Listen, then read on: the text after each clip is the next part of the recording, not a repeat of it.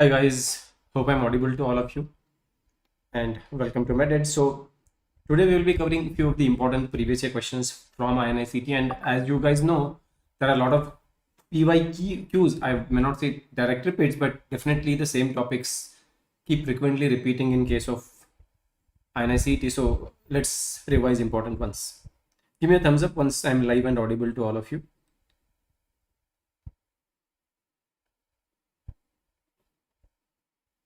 Give me a thumbs up if I'm audible to you. Okay, cool. So let's begin with the first question. I don't want to waste your time. So here is the first question. Which of the following conditions will not be associated with manifestation of central cyanosis?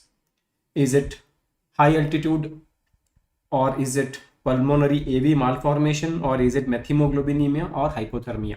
Which of the following condition is less likely to be associated with central cyanosis? Okay, so what is the main difference between central and peripheral cyanosis? When we talk about cyanosis, the bluish discoloration, it represents increased quantity of reduced hemoglobin in the blood, and we classify them into central and peripheral.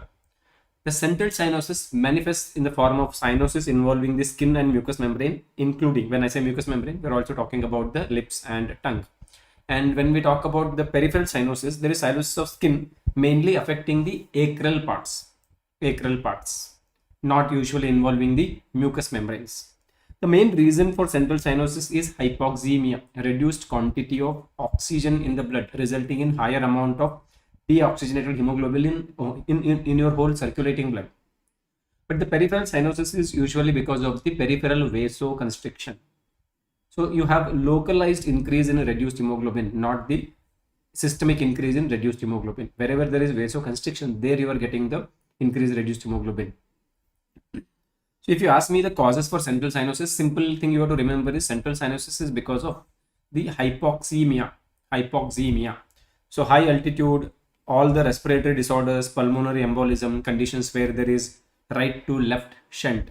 The deoxygenated blood from the right side of the heart moves to the left side of the heart, as in case of tetralogy of Fallot, or VSD with right to left shunt, or ASD with right to left shunt, or even abnormal hemoglobins like methemoglobinemia, carboxyhemoglobinemia. They all cause hypoxemia, and thus they cause central cyanosis. Peripheral cyanosis is caused by Raynaud's phenomenon, hypovolemic shock. So the question is a very simple and straightforward question, right? Which of the following conditions will not be associated with central cyanosis? So high altitude is clearly a condition where we have low atmospheric oxygen, so that results in hypoxemia. Pulmonary AV malformation results in hypoxemia. Methemoglobinemia, we have an abnormal form of hemoglobin. All of them cause hypoxemia, and because they are causing hypoxemia, they are likely to cause central cyanosis. They will cause central cyanosis, where there is cyanosis apparent on the skin and mucous membrane. Hypothermia causes vasoconstriction, and by causing vasoconstriction, it causes peripheral cyanosis. So our answer for the question should be hypothermia. Hypothermia causes peripheral cyanosis. Okay. Now going to the next question. A known diabetic patient came to medicine OPD with history of palpitations. Now, what are the important differential diagnoses one should think of when we talk about palpitations? Let us talk about all the possible causes for palpitation, starting from systems. Like if I think about cardiovascular causes, then tachyarrhythmias can cause palpitations. So that includes SVT, then atrial fibrillation, atrial flutter, ventricular tachycardia. So all your tachyarrhythmias can cause palpitations. Then we also have endocrine causes like patients with pheochromocytoma, because of sudden surge in catecholamines, they can have palpitations. Then hyperthyroidism. Then we also have certain psychiatric causes, like for example, generalized anxiety disorder or panic attacks. So these are all common causes for palpitations. Now, in this question, they have mentioned that an ECG was taken and ECG image is given below. So that means examiner is pointing more towards cardiac causes. So I should be thinking more about tachyarrhythmias rather than the endocrine causes or psychiatric causes. So when we look at the ECG, I know ECG is not very clearly visible to you guys because of the resolution, because the same image appeared. So our team decided to keep the same image, the image that appeared in the exam.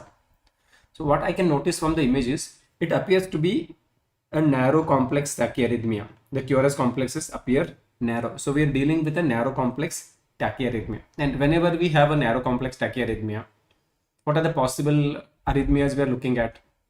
We are looking at possibility of sinus tachycardia, then atrial tachycardia, atrial flutter. We are looking at atrial fibrillation and paroxysmal supraventricular tachycardia or PSVT. Now, how will we differentiate between these? Sinus tachycardia, atrial tachycardia and atrial flutter will invariably have P waves.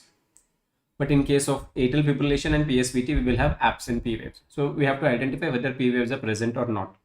Now, when we look at this ECG, the P waves are not apparent. So we can say P waves are absent. Now, some of you might think these positive deflections as P waves, but then where is the T wave? So if these are T waves, then clearly we have absent P waves. So this is a narrow complex tachyarrhythmia with absent P waves. And when P wave is absent, what are the differential diagnoses we have? Atrial fibrillation and PSVT. So all I have to do is see the RR interval, whether it is constant or varying. And in this case, it appears to be constant. It's not varying from beat to beat. We have constant RR interval.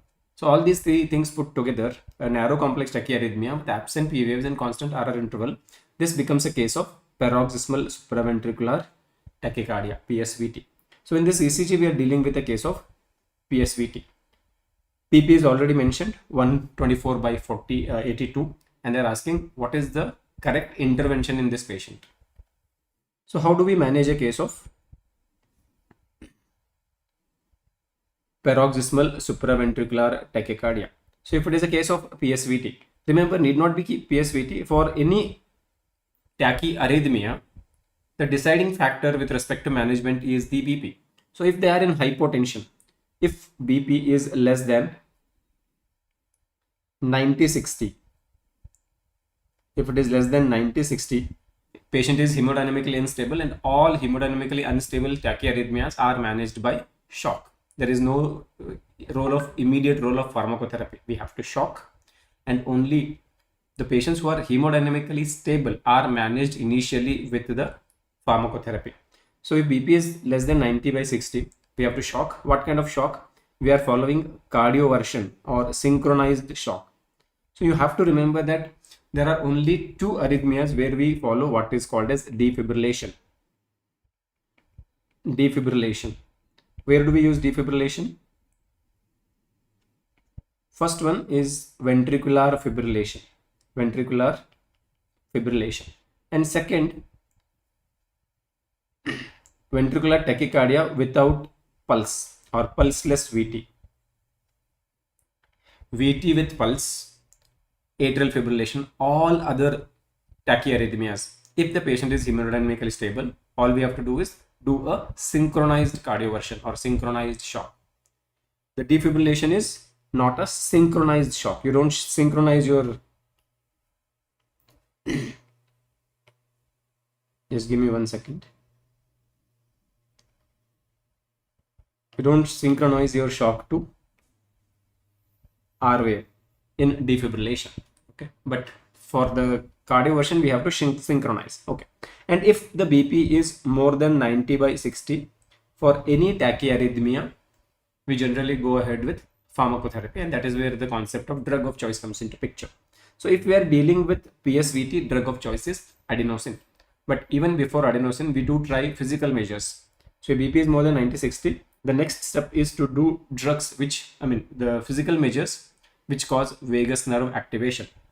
We will call them as vagal maneuvers. So what are the vagal maneuvers that we can try? We can think of trying carotid sinus massage or carotid massage. We can also think of asking the patient to do Valsalva, and there are certain modifications of Valsalva maneuver that can also be tried.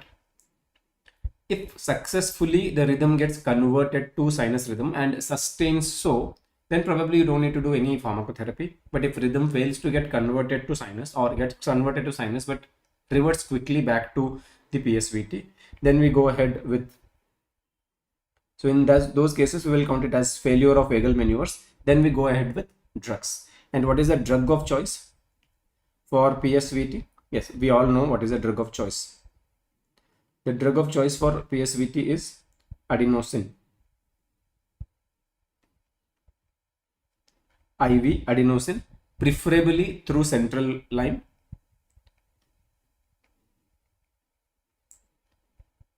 Because it has a very short half-life. Before the drug reaches the heart, it might be disposed of. So we preferably try to give it through central line so that we can rapidly make the drug reach heart. The first dose of adenosine that we give is going to be 6 milligram, and subsequent 2 doses can be double this, can be of 12 milligrams. Okay.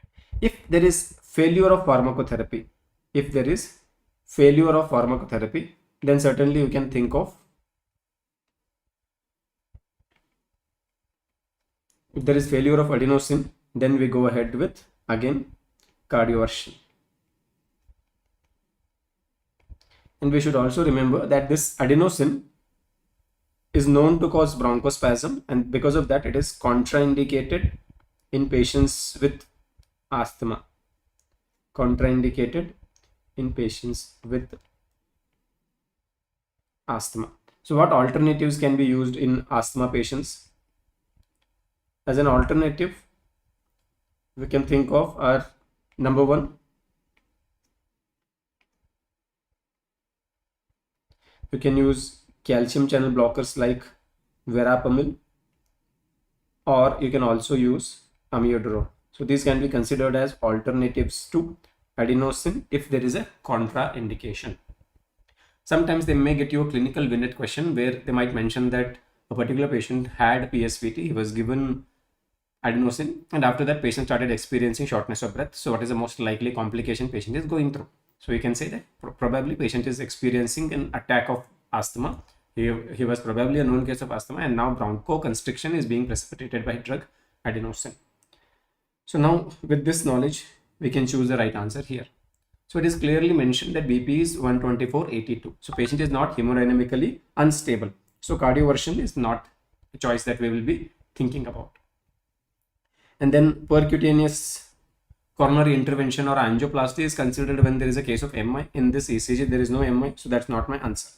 So I have to make a choice between amiodarone and adenosine, and because in the question no particular contraindication is mentioned, means there is no story of patient being asthmatic or COPD or having any other bronchoconstrictive disorder, so then I will definitely choose the first preferred drug, which is adenosine.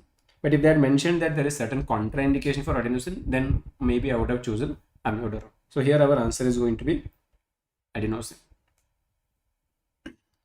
Okay. Next question. A 40-year-old male presented to medicine OPD with progressive breathlessness. He was a non-smoker who had recently joined a construction company. The flow volume curve and results are given below. What is the correct interpretation of this patient would be? So there are two things. PFT data is there and flow volume curve image is also there. So I want you to tell me, what do you think? Is it, what disorder comes to your mind when you look at this?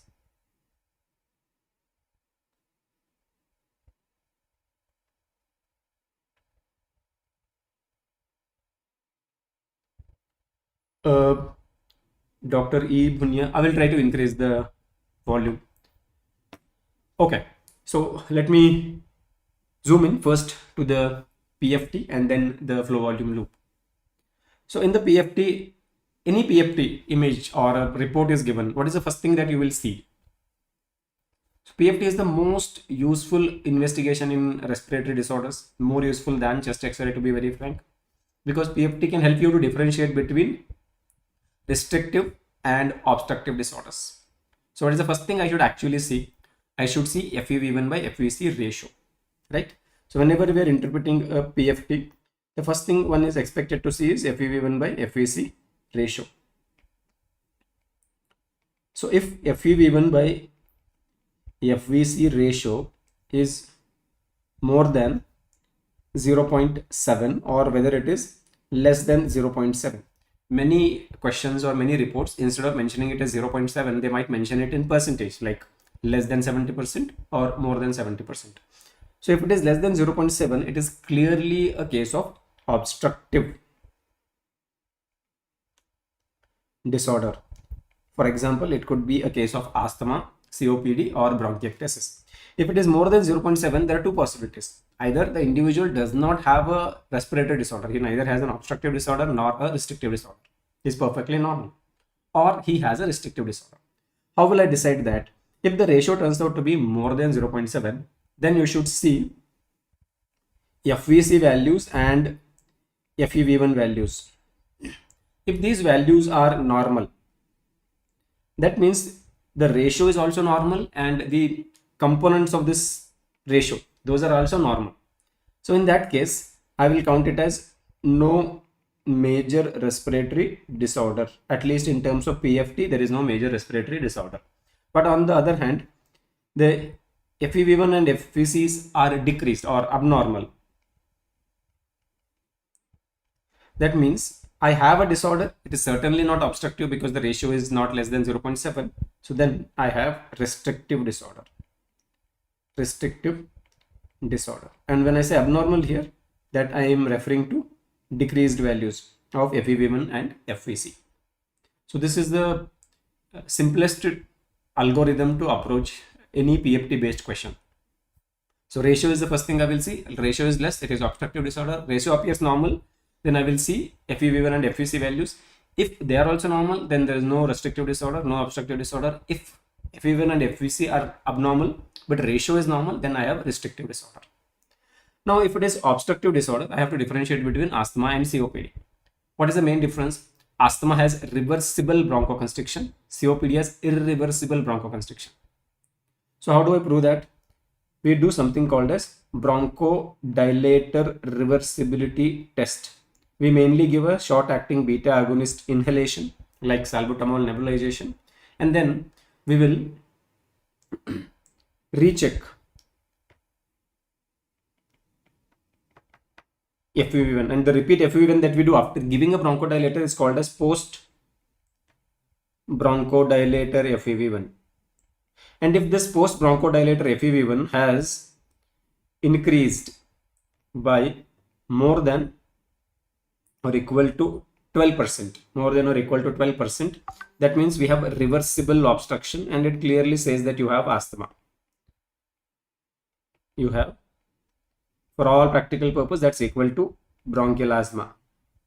On the other hand, if there is less than 12% increase, and when I say less than 12%, that means 0 to up to 11% odd increase, we will say persistent obstruction. It is not reversible obstruction.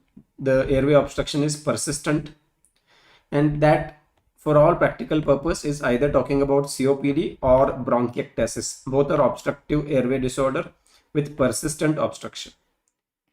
If nothing mentioned, we will go ahead with COPD. Bronchiectasis is relatively rare in comparison to COPD. If there's a question giving this kind of a PFT picture and there is no more detail mentioned, then our answer will be COPD, right? This is the approach we are going to follow. So let's see what is happening here. Okay, so first thing I should see is the ratio, and the ratio mentioned is 68. It is expressed in percentage, so that is equal to 0.68. Is it more than 0.7? No. So the ratio is less than 0.7. That means we are dealing with an obstructive airway disorder. So I am either having a reversible obstruction, that is asthma, or persistent obstruction, that is COPD. Now what I should see next? I should see FEV1. I don't have to really bother now about the FEV1 values and FVC values. They're immaterial. The ratio is less than 0.7 or less than 70%. I'm clearly dealing with obstructive. The next thing now I have to see is what happened to FEV1 after administration of a bronchodilator. So I see FEV1. Okay. And when a bronchodilator was given, post bronchodilator FEV1 showed 30% increase. FEV1 increased by 30%. So is it suggestive of reversible obstruction or a persistent obstruction? 12% or higher improvement in FEV1 after administration of a bronchodilator is reversible obstruction. So here I'm getting 30%. So it is clearly reversible obstruction, right? And what do we understand from the flow volume loops?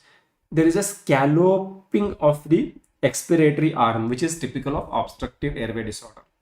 So even if I don't see the PFT report, this image, scalloping of expiratory arm, instead of having an expiratory arm like this, there is this scalloping. So this scalloping of expiratory arm is suggestive of bronchoconstriction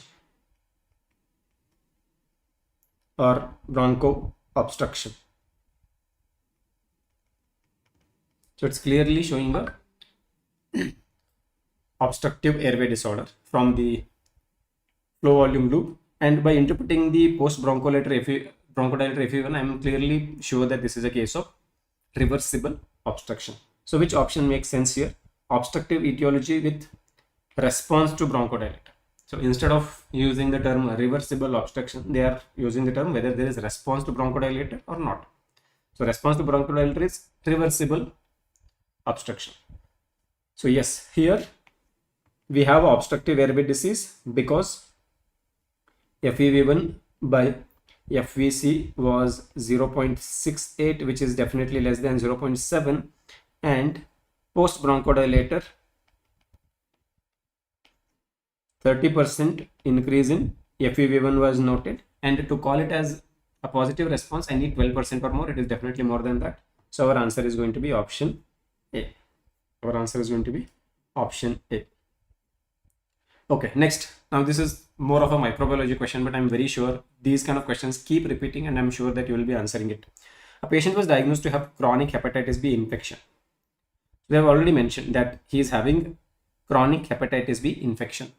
Which among the following would be correct about the serology in this patient? Okay, so option A, hepatitis HBs AG will be positive, anti-HBs AG will be negative, anti-HBC IgG will be positive, and HBV DNA negative. HBs AG negative, anti-HBs AG negative, anti-HBC IgG positive, HBV DNA positive. HBs AG negative, anti-HBs AG positive, anti-HBC IgG positive, HBV DNA positive.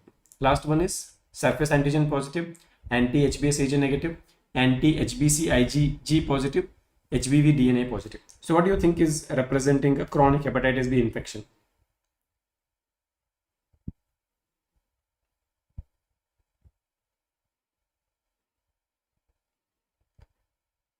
Dr. Buhain, yes, you can judge from the curve shape as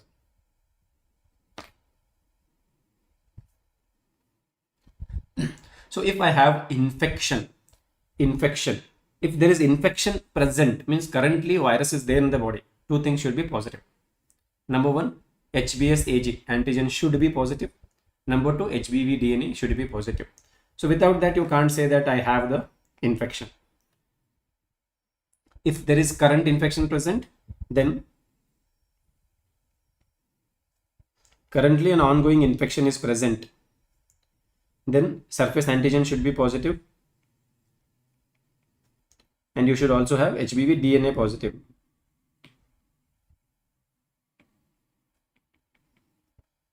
And HBV DNA positive. That means currently you have an infection.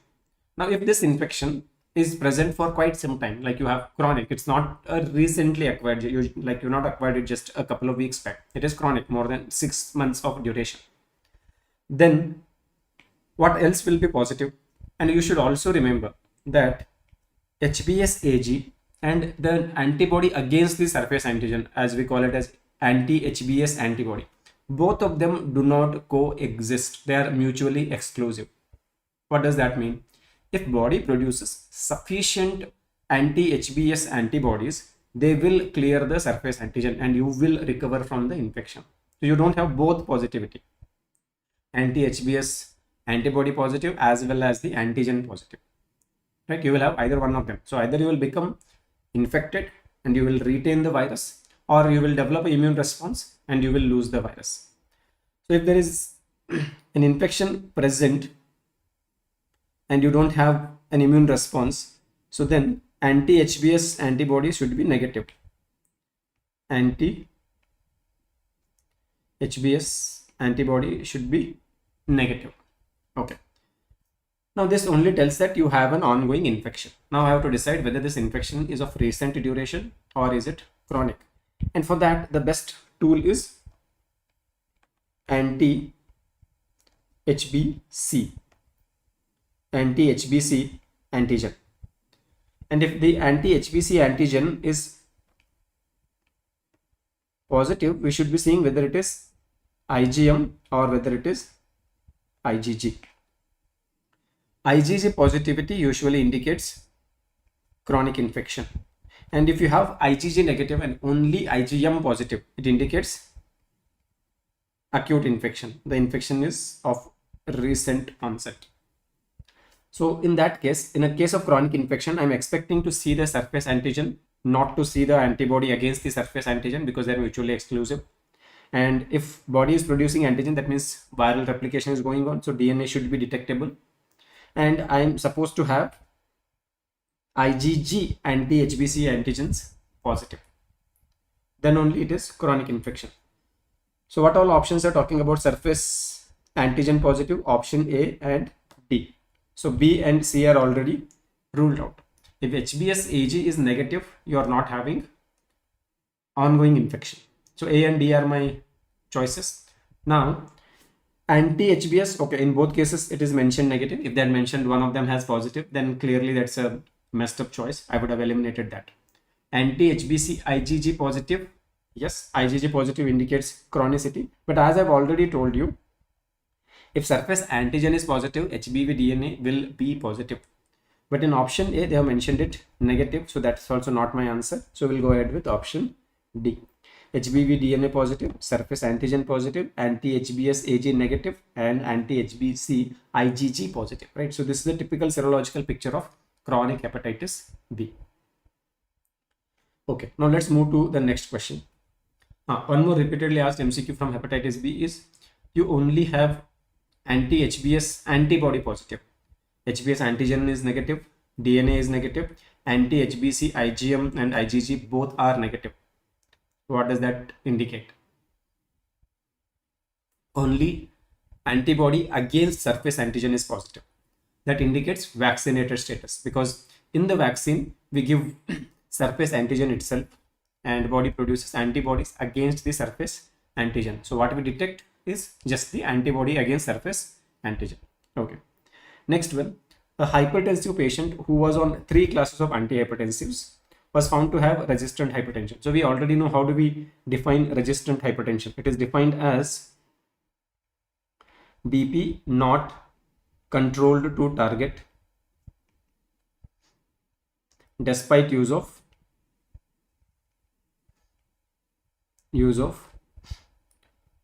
more than or equal to 3 agents at optimal or optimally tolerated dose,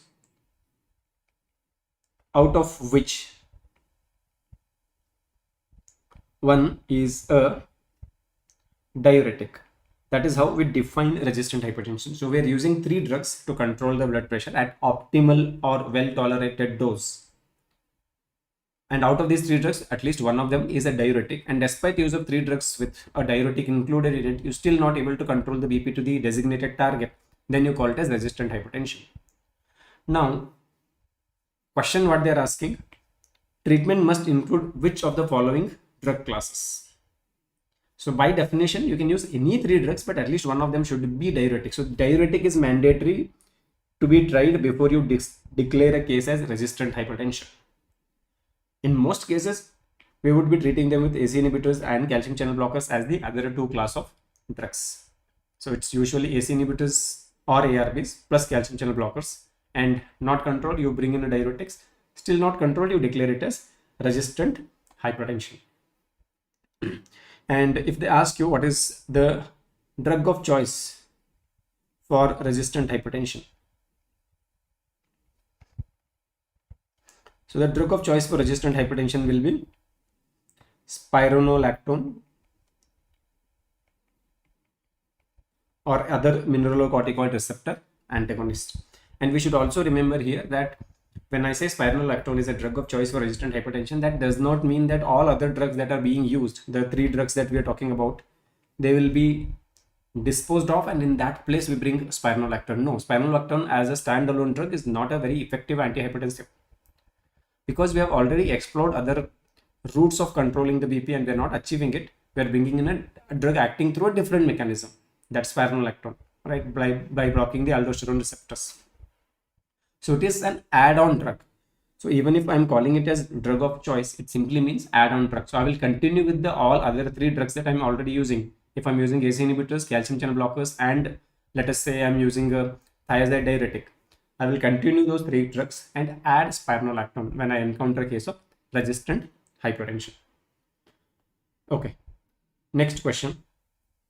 A 64-year-old male was diagnosed to have severe MS. So we're talking about a case of severe mitral stenosis. According to current definition of severe mitral stenosis in Harrison, the latest edition of Harrison, when the valve surface area is less than 1.5 centimeter square. In the past, we used to count less than 1 centimeter square as severe. Now the current edition of Harrison mentions it as less than 1.5 centimeter square. So mitral valve orifice area less than 1.5 centimeter square is severe mitral stenosis. And we know that mitral stenosis is associated with left atrial enlargement, and left atrial enlargement is a risk factor for development of atrial fibrillation. And as expected, this patient has developed atrial fibrillation. He also had multiple episodes of transient ischemic attacks. For the prevention of stroke in this patient, which among the following are correct? Only aspirin is given in the prevention of stroke. Warfarin is given in prevention of stroke. Dabigatran does not prevent stroke. Mitral valvotomy is an indication for prevention of stroke. So which of the following are correct?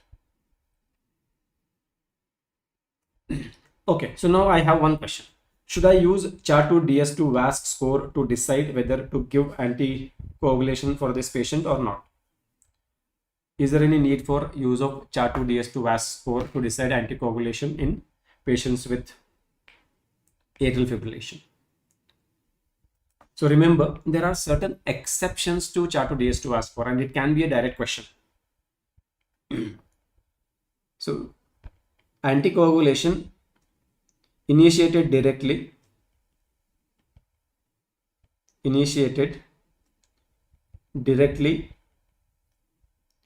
without applying CHA2DS2 VASC score in following conditions. So what are those? The first one is atrial fibrillation associated with rheumatic valvular heart disease. AFib in rheumatic heart disease. Second one, if I have atrial fibrillation in a patient with hypertrophic cardiomyopathy. Remember, hypertrophic cardiomyopathy and HOCM is just a subtype of hypertrophic cardiomyopathy. So in a case of HOCM or HCM, if there is atrial fibrillation, there's already high risk of stroke. And in those cases, we don't have to think of CHA2DS2 VASC score. We directly start them on anticoagulation. Okay. And there is a third condition, which is if there is previous history of stroke. So in cases of previous history of stroke, even if you apply CHA2DS2 VASC score, the score will be certainly 2+, because for stroke only you give 2 points. So invariably it becomes qualified for anticoagulation. So this is more or less a quick hack. So you don't have to really apply the score. If you apply the score also, it will come and say that, oh, you need to start the anticoagulation. But in these two conditions, you don't have to apply the score. Even if the score says that it does not call for anticoagulation, just try to manage with aspirin to reduce the stroke risk. No, we are going ahead with anticoagulation. So here we know that the most common cause for mitral stenosis is RHD. In fact, all cases of mitral stenosis are presumed to be of rheumatic origin until and unless you get some other conclusive proof to say that this is not a case of RHD, right? So we're dealing with atrial fibrillation in RHD. That's it. The question means atrial fibrillation in RHD. So I have to start on anticoagulation. Aspirin only is not going to be my answer. Anticoagulation is directly started for all AFib in RHD patients. Now, once I know that I have to start anticoagulation, the question is which one? The newer oral anticoagulants like dabigatran, apixaban, zimilgatran, or warfarin. Well, so far there are no large-scale trials to say conclusively that newer oral anticoagulants reduce the stroke risk in patients with valvular atrial fibrillation in RHD or valvular heart disease. In such cases, we still stick to warfarin. And also in patients with prosthetic valve, we like the metallic prosthetic valves, we still stick to warfarin. For all other cases of atrial fibrillation, you can choose newer oral anticoagulants over warfarin. But for RHD, we are sticking to warfarin. So warfarin is given for prevention of stroke. Dabigatran, no sufficient studies exist, so that's not going to be my answer. And mitral valvotomy is an indication for prevention of stroke. Well, mitral valvotomy is not an indication for prevention of stroke. Valvotomy might actually increase the risk of stroke, because in mitral valvotomy, what are we doing? We are actually dilating the mitral valve. Normally, when I have a clot in the left atrium, this is my left atrium and this is my left ventricle, and this is going to be aorta, and this is where I have the mitral valve, and unfortunately this is stenosed and I have a clot sitting here. Now the only thing that is preventing this clot from embolizing into the left ventricle and then to aorta to carotid to middle cerebral artery and cause stroke is this narrow opening itself. But once I pass a balloon and dilate it, I make it easy for the clot to descend down to the LV and then get embolized. So the stroke or embolism of this clot is a known complication of mitral valvotomy. That's why presence of a clot in the left atrium is a relative contraindication for mitral valvotomy. So if there is a clot, we have to first anticoagulate, wait for the clot to disappear, and then go for mitral valvotomy, right? So mitral valvotomy has contraindications, and among the contraindications we have some relative and absolute contraindications. The relative contraindication is having a left atrial clot. Why is it relative contraindication? Because once you start anticoagulation and over a period of 3 to 4 weeks the clot disappears, then you can go ahead and do the mitral valvotomy. That's why it's a relative contraindication. But if I have moderate to severe MR, moderate to severe mitral regurgitation, or if I have calcified mitral valve, then it becomes an absolute contraindication, because if it is calcified, I can't dilate it, right? So it's an absolute contraindication. In that case, mitral stenosis should be managed by mitral valve replacement. Similarly, when I pass a balloon and dilate it, I will also make it a bit difficult to close the valve later. So the procedure itself induces some degree of mitral regurgitation. If already moderate or severe MR is there, it will worsen. Moderate will become severe, severe will become even more severe. So that's why it becomes a contraindication. So in these two cases, the way we manage them is going to be through mitral valve replacement. But in this case, the management will focus on anticoagulation for 3 weeks. And once the clot disappears, then we go ahead with balloon mitral. We call it as balloon mitral valvotomy. Balloon mitral valvotomy, right? So now what statements make sense here? Statement. Okay, so statement 1, only aspirin doesn't make sense. Warfarin is given for prevention of stroke. True. Dabigatran does not prevent stroke. Yes, that is a true statement. Dabigatran, there is no conclusive evidence to say it is useful for stroke prevention in a case of valvular atrial fibrillation. So statement 2 and 3 make sense. Statement 4 does not make. So option C becomes our answer. 2 and 3 are correct statements. Okay, next question. For an acute attack of cluster headache, which among the following can be used in the management? oxygen 6 liter per minute, sumatriptan subcutaneous, sumatriptan oral, oxygen 10 liter per minute. Okay, so when we talk about cluster headache, first thing is cluster headache is a unilateral headache. So among the primary headaches, tension type of headache is bilateral, migraine, cluster headache, and other trigeminal autonomic cephalgias are unilateral. So cluster headache is a most common type of trigeminal autonomic cephalgia. So here you will have unilateral headache, and it is a trigeminal autonomic cephalgia. That means it is associated with autonomic symptoms. The headache is associated with, what are the autonomic symptoms? Redness of the eyes, redness of the eye on the affected side, increased lacrimation or tearing, or facial flushing, or nasal stuffiness. Nasal stuffiness. The duration of the attacks usually lasts between, whenever a cluster headache attack happens, the attacks last for 15 minutes to a maximum of 180 minutes or 3 hours, not more than that. So any episode of headache that is lasting for more than 3 hours, even if it is unilateral, is not cluster. It could be migraine, because migraine lasts for 4 to 72 hours. Okay, and when it comes to the potential clues for recognition of cluster headache in a clinical Vignette type of MCQ, they might mention alcohol is a precipitating agent. So usually attacks of cluster headache are precipitated by alcohol. And then there is seasonality. Cluster headache, the episodes of headaches cluster in a given season. Like some patients might get headaches during winter, some patients might get headaches during summer. So there is a clustering of headache episodes in a season. And you don't get that seasonality in any other types of primary headache, be it tension type, migraine, suna. You don't get that seasonality.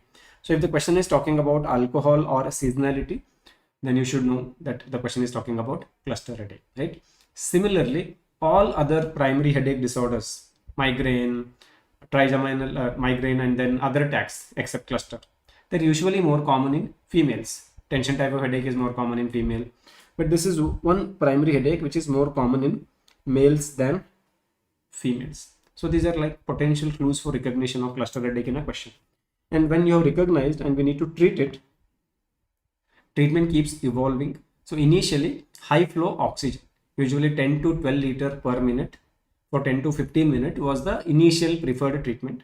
But recent studies have shown that sumatriptan in injectable form is superior in terms of efficacy to oxygen.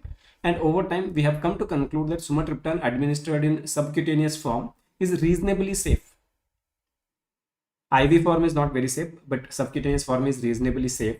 And that's why right now, the drug of choice for cluster headache is subcutaneous sumatriptan. And alternative to the drug of choice, especially when there are contraindications, sumatriptans or all triptans are vasoconstrictors, and they are contraindicated in patients with ischemic heart disease, because already there is compromised coronary flow. Constrict further, it can precipitate an attack of MI or angina. So that's why it is contraindicated. In such cases, as an alternative, high flow nasal oxygen can be considered. 10 to 12 liter per minute for 10 to 15 minutes. This is for the acute attack treatment. And if I have to think about preventive treatment, we have a short term and long term. The short term prevention drug of choice is corticosteroids, and for long term prevention, the drug of choice is verapamil. So in this question, the question is straightforward. For an acute attack of cluster headache, which of them among the following can be used in the management? oxygen 6 liter per minute will be ineffective. We need high flow nasal oxygen 10 to 12 liters. So this is not my answer. Sumatriptan subcutaneous, yes, that is a drug of choice. This can be used. Sumatriptan oral is not effective. Oxygen 10 liter per minute is now an alternative. The same question when appeared in INICET, oxygen 10 liter per minute was the answer. But today if I have to choose only one, option B will be my answer. If I have to choose two which can be used, then this is second answer, right? So if I have to choose the best of it, I will go ahead with option B. If it is multiple correct answer type of question, then B and D both will be correct. Okay. Now the next question. In the waveforms of JVP, which of the following wave corresponds to the IVC? IVC refers to isovolumetric contraction. Isovolumetric contraction. So when we look at the JVP waveforms, the first easily eye-catching waveform is A wave, which is the first positive wave, that is A wave. And A wave in the JVP is due to atrial contraction, as all of us remember. But in terms of cardiac cycle, when does the atria actually contracts? Atrial systole or atrial contraction, when does it happen with respect to cardiac cycle? Yes, atria, if it is in systole, what ventricle will be doing? Ventricle will be in diastole, because we are transferring the blood from the atria to the ventricle. So we are looking at the right side of the heart whenever we talk about JVP. And when we look at the right side of the heart, on the right side, I have this right atrium, I have right ventricle, pulmonary artery, superior vena cava, and then above that I have the internal jugular vein where we are measuring the pressure. And JVP becomes an important tool to assess the right atrial pressure, because JVP is directly proportionate to right atrial pressure. So indirectly, you can say that if right atrial pressure is increased, JVP will show increase. If right atrial pressure decreases, JVP will show decrease, right? Now, when I transfer blood from right atrium to right ventricle in diastole, diastole happens in three phases. The first phase is where the right ventricle relaxes to lower its pressure below that of right atrium. And this phase we call it as isovolumetric relaxation. So once the ventricle has done isovolumetric relaxation, the pressure in the right ventricle is lower than that of right atrium. And merely because of this pressure difference, the blood from right atrium starts moving to right ventricle. And this phase we call it as passive filling. Passive filling. Usually more than 2/3 or 70 to 80% of blood moves from right atrium to right ventricle through passive filling. And after passive filling, because as I start transferring the blood from right atrium to right ventricle is getting filled, right atrium is getting emptied. So right atrial pressure starts dropping, right ventricular pressure starts increasing. So we'll reach a point where both the chambers are at equal pressure. So that is where the passive filling stops. Now when two chambers are at equal pressure, there is no passive transfer of blood possible. Now the right atrium actively contracts to move the blood into the right ventricle. This phase we call it as active filling. So right atrial contraction, or what you call as right atrial systole, actually corresponds to active filling phase of cardiac cycle. So A wave corresponds to active filling. It is equal to active filling. And the electrical event responsible for atrial contraction is P wave. So A wave is because of the P wave of ECG. Right. So first a wave of depolarization spreads over the right atrium. So it gives the P wave on the ECG. And this wave of depolarization is the one that is making the atria contract. And when atria contracts, they are doing the active filling of the ventricle.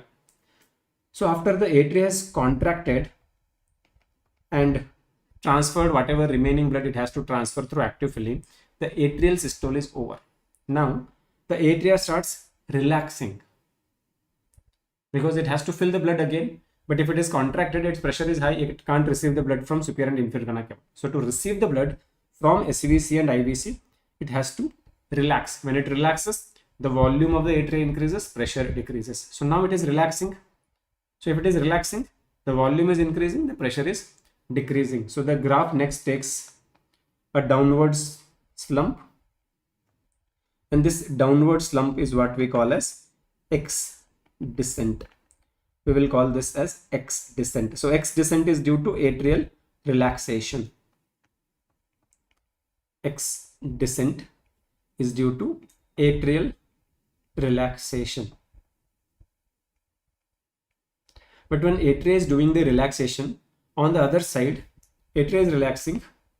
On the other side, the right ventricle should start systole, because now it has received the blood, first passive filling, then active filling. So it has the end diastolic volume, which it has to try to eject to the pulmonary artery as the stroke volume. So it has to start systole. But before it starts the systole, I have to close the tricuspid valve. So right after the A wave, there is closure of the tricuspid valve. And like we all know, the closure of the tricuspid and mitral valves, closure of tricuspid and mitral valve should produce which sound? The closure of these valves should produce S1. So I'm expecting to get an S1 here. So somewhere here I'm getting an S1.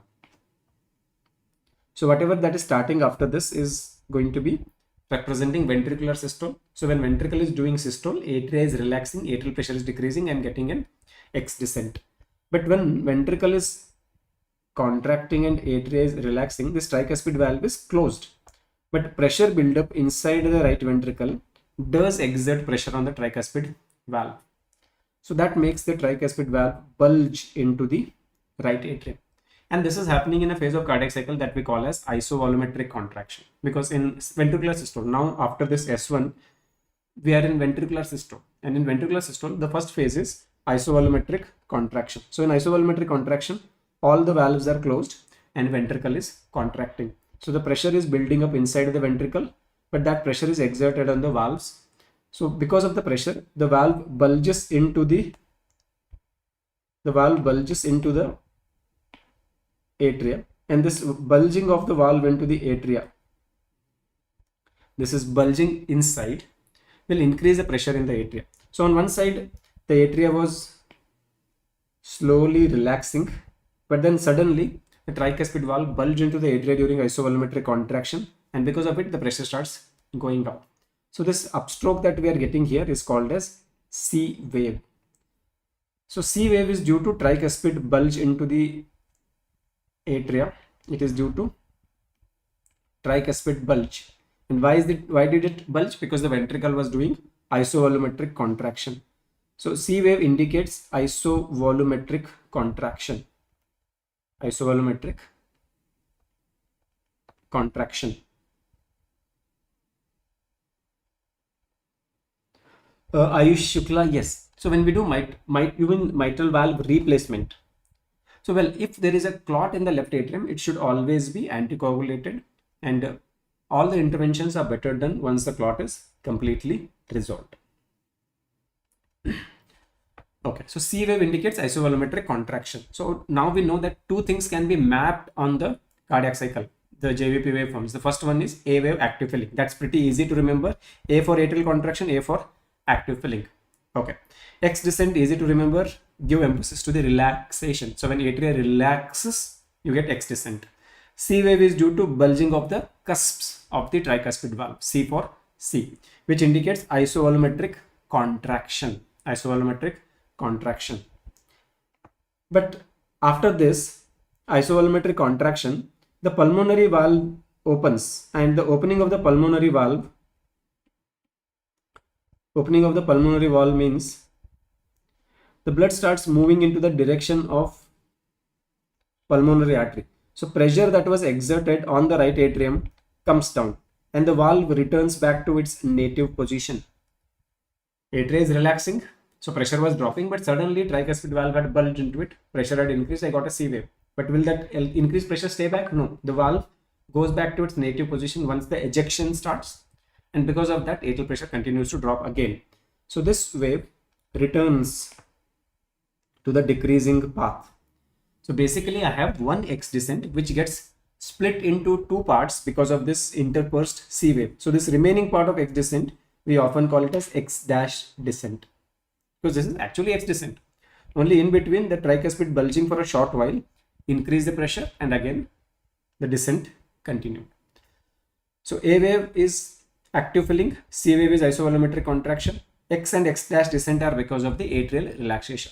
Now at the end of the atrial relaxation, atria is relaxed. So pressure in the atria is low. And because of this low pressure, the blood from superior vena cava and inferior vena cava starts flowing into the right atrium.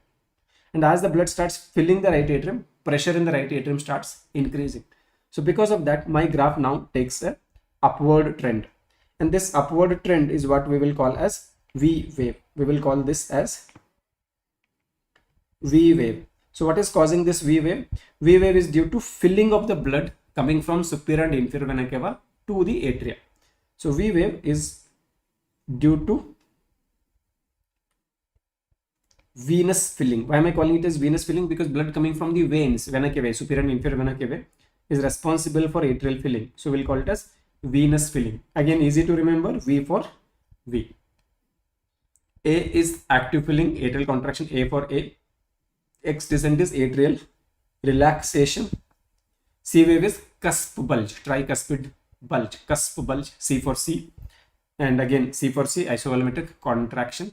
V for V, venous filling is V wave. So now the atria is full of blood. This blood has to be transferred to the right ventricle, right, during diastole. But before that, the opened pulmonary valve should be closed. So somewhere after the V wave, the opened pulmonary valve closes, and that produces what we call as S2. We will call this as S2. So from this tracing, we do understand that X and X dash descent, C wave and V wave are the ones that are happening during systole, because this is my, between S1 and S2 are my systole. And after S2, again I have diastole. Before S1, again I had diastole. So there can be an MCQ asking which of the following waves correspond to ventricular systole with respect to JVP, right? So it is X descent, C wave and V wave. Okay. Now whatever blood I have, ventricle will do isovolumetric relaxation because diastole has started after S2. And then the pressure in the right ventricle drops below that of atria, and because of the pressure gradient, the blood starts flowing. And as the blood starts flowing into the right ventricle, blood is leaving the atria and going to ventricle. So atrial pressure starts dropping, so JVP starts dropping. So now my graph takes a downward spiral. And this downward spiral is what we are going to call as Y descent. So Y descent is due to passive filling, right? So Y descent is due to passive filling, usually abbreviated as atrial emptying, because atria is emptying its blood. Atrial emptying is Y descent. But to be more precise, this is passive filling phase of cardiac cycle. This is passive filling phase of cardiac cycle. So clearly, three waves can be mapped on the cardiac cycle: A for active filling, C for isovolumetric contraction, and Y descent for passive filling. And because passive filling is not possible in a patient with cardiac tamponade. In cardiac tamponade, what happens? There is so much of fluid in the pericardial space that this fluid compresses and collapses the right ventricle, and the fluid around won't let the right ventricle relax. So if right ventricle cannot relax, its pressure cannot come down below that of the right atrium. And if its pressure cannot come down below that of the right atrium, it can't receive a passive filling. Only actively right atrium can push the blood into it, but passive filling is not possible. So in cardiac tamponade, there is no passive filling. No passive filling means no Y descent, right? Repeatedly asked MCQ, absent Y descent is seen in cardiac tamponade. Okay, so now with respect to diastole, diastole has active filling, which is represented by A wave, and has passive filling, which is represented by Y descent.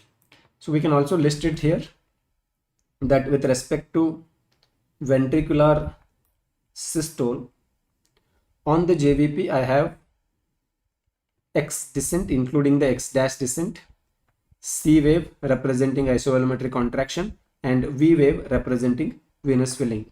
And with respect to ventricular diastole, I have A wave representing active filling and Y descent representing passive filling, right? So in this question, what are they asking? The waveform of JVP which corresponds to isovolumetric contraction. So it is C wave which corresponds to isovolumetric contraction. X descent is due to atrial relaxation, as we just discussed, is due to atrial relaxation. V wave is due to venous filling, and A wave is due to atrial contraction, which is actually corresponding to active filling phase of cardiac cycle. So our answer will be option C here. Okay. Now moving to the next question. So guys, please remember JVP is a hot topic for all entrance exams. Almost every question, like every exam, invariably one question is asked on JVP, be it FMGE, INICET or NEET PG. Last 4 years, you take any question paper, there's at least one, either a very simple straightforward question like we saw here, or a bit complex like twisted words. Which of the following waveform in JVP happens in ventricular systole, which happens in ventricular diastole, or waveform, and then asking you abnormalities related to that. Okay, next. In a patient with primary progressive multiple sclerosis, for the prevention of disability progression, which drug can be used? Which drug can be used? So what do you think should be the answer here?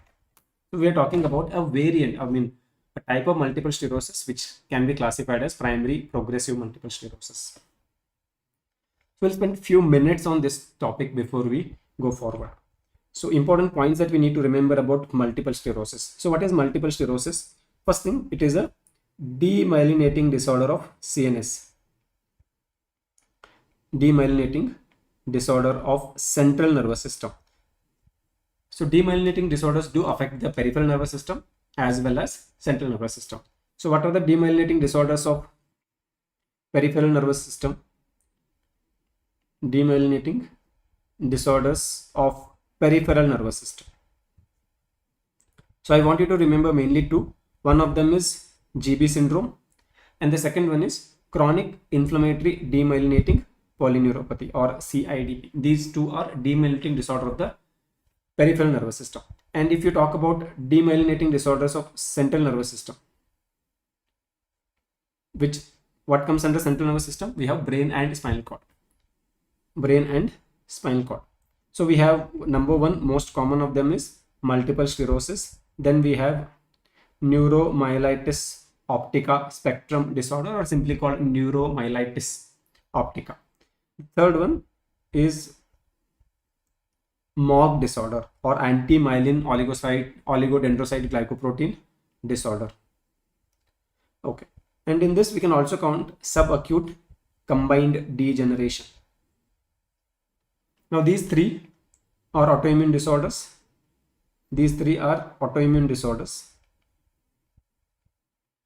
And subacute combined degeneration is due to B12 deficiency. Due to B12 deficiency. So these are all demyelinating disorder of CNS. So multiple sclerosis is the demyelinating disorder of CNS. In fact, it is the most common demyelinating disorder of central nervous system. And it is considered as an autoimmune disorder. So the demyelination is because of the autoimmune injury. We do get antibodies in these patients. The most common antibody encountered in multiple sclerosis patient is anti-myelin basic protein antibody. Anti-myelin basic protein antibody. And this is mainly targeting the oligodendrocytes, which are responsible for the myelination. Right, so targeting oligodendrocytes. So here the most common site of demyelination is going to be spinal cord. And when spinal cord gets demyelinated, we know spinal cord can be divided into segments like cervical segments, thoracic segments, lumbar segments, sacral segments. So when it causes demyelination of usually less than 3 segments, as opposed to neuromyelitis optica, which when causes spinal cord demyelination, it affects a long segment like 4 or 5 segments, C2, C3, C4, C5, C6, like 4 or 5 segments. It causes long segment demyelination. But in case of multiple sclerosis, it causes short segment demyelination. And the second most common site of demyelination in patients with multiple sclerosis is going to be optic nerve. optic nerve. Usually it causes unilateral optic nerve demyelination, not bilateral. So these patients can present with unilateral monoocular loss of vision. Okay. Apart from that, other structures can be demyelinated, like subcortical regions, then cerebellum. They can also be demyelinated. Okay. Now there are types of multiple sclerosis based on disease behavior. The most common type of multiple sclerosis is called as relapsing and remitting type.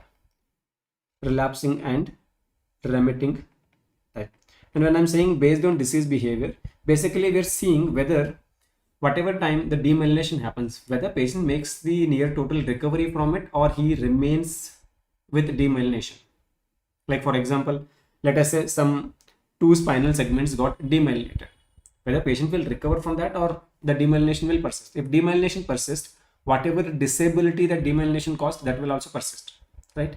Like let us say the ascending sensory tracts, or let us say lateral spinothalamic tract has got demyelinated in C2, C3 segment, and because of that I have lost sensations in some body parts.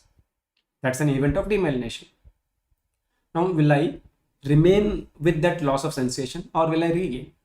So if I keep getting demyelination but remyelination happens and I keep recovering from the disability, then we will call it as relapsing and remitting type. That is the most common type, accounting for more than 80%. Okay. Apart from that, we have another type called as primary progressive. So in primary progressive, every time demyelination happens, patient does not recover from it. And because patient does not recover from it, he becomes disabled permanently. If I had, let us say, optic nerve demyelination in one eye, optic nerve is demyelinated, I can't see, and it will not remyelinate on its own. That means I will remain blind. Recovery is not possible. After that, if I had a sensory tract demyelination, I lose sensation and I will remain with disability. So now I can't see, I can't feel sensation. So as time progresses, my disability goes on increasing because newer areas are getting demyelinated and recovery is not happening. This type is called as primary progressive. Okay, then we have something called as secondary progressive. In secondary progressive, initially there was relapsing and remitting behavior. That means initially every time demyelination happens, I was recovering. So only few time point I was having disability, but I recovered from it. But after few episodes of demyelination, the subsequent episodes of demyelination failed to recover. So now it is behaving like primary progressive. So initially it behaved like relapsing and remitting, and then it is behaving like primary progressive. Then we will call it as secondary progressive.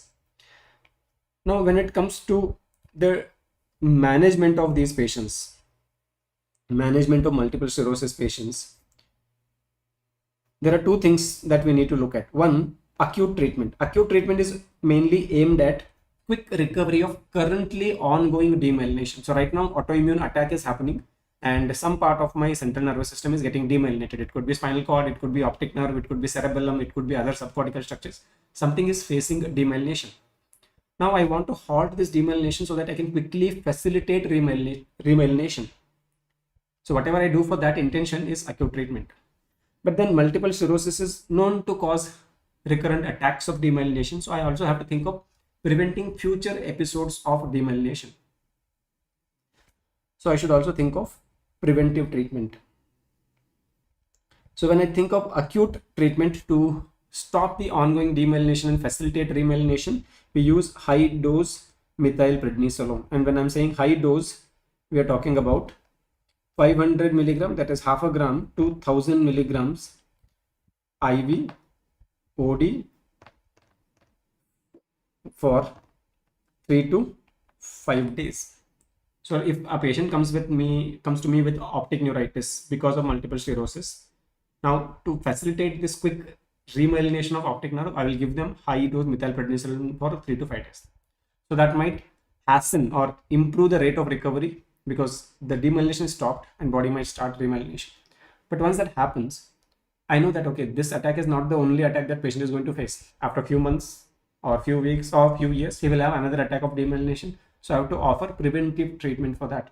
And when it comes to preventive treatment, that is where the types of multiple sclerosis based on disease behavior matters. So if it is primary progressive type, then there are not many drugs proven to be effective. But if it is relapsing and remitting multiple sclerosis, or if it is secondary progressive type, then I have a long list of options. So in the case of secondary progressive, I can use drugs like ozanimod, siponimod, then newer monoclonal antibodies like natalizumab, rituximab. Then I have drugs like glatiramer acetate,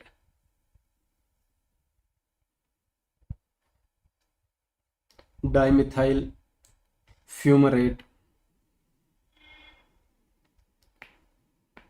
and there are some more newer drugs like ocrelizumab. These can be used. So in terms of mechanism from pharmac side, they might ask what is the mechanism of action of natalizumab. Natalizumab is anti-alpha-4 integrin monoclonal antibody, and this rituximab is, you all know about it, it is anti-CD20. CD20 is a marker of B lymphocyte. Ocrelizumab is another anti-CD20 monoclonal antibody, which is relatively new drug in the management of multiple sclerosis. Among all these drugs, we only have trials indicating the efficacy of ocrelizumab in primary prevention. So for primary progressive preventive treatment, only drug that is approved is ocrelizumab. So there was an MCQ in the INICET in the past asking which is the first drug approved for the preventive treatment of primary progressive multiple sclerosis. Answer is going to be ocrelizumab. And if they ask you which of the following can be used regardless of the disease behavior, whether it is behaving as primary progressive, secondary progressive, or relapsing and remitting, our answer is going to be again same, ocrelizumab, because ocrelizumab can be used in any type of multiple sclerosis. So what will be my answer for this question? Yes, they are talking about primary progressive type. So siponimod or natalizumab, rituximab are only used for the relapsing and remitting and secondary progressive type, not for the primary progressive. So the only drug that I can use for primary progressive is ocrelizumab. So the same question might appear this time twisted, asking you which of the drug can be used regardless of, or which of the drug can be used in all types of disease behavior multiple sclerosis, whether it is primary, secondary, relapsing and remitting. Then again answer is going to be ocrelizumab. Okay. Next, a patient was diagnosed to have SIADH. Which among the following is not true about this condition? Are we getting euvolemic hyponatremia, urinary sodium low, serum sodium less than 135, or urine osmolality is increased? Which of the following is not true about this condition? So what should be the answer?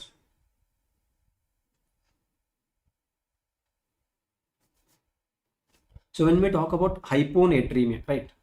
So what are we referring to? We are referring to decreased serum sodium. Normal serum sodium ranges from 135 to 145. And when serum sodium is less than 135 millimoles per liter, we will call it as hyponatremia. So please, we have to remember that when we're talking about hyponatremia, we're not talking about whole body sodium. We're talking about sodium in the blood or plasma or serum. We're not talking about sodium in the total body. Many cases of hyponatremia, total body sodium may be normal, but in the blood it appears less. Okay. So what are the common causes for hyponatremia?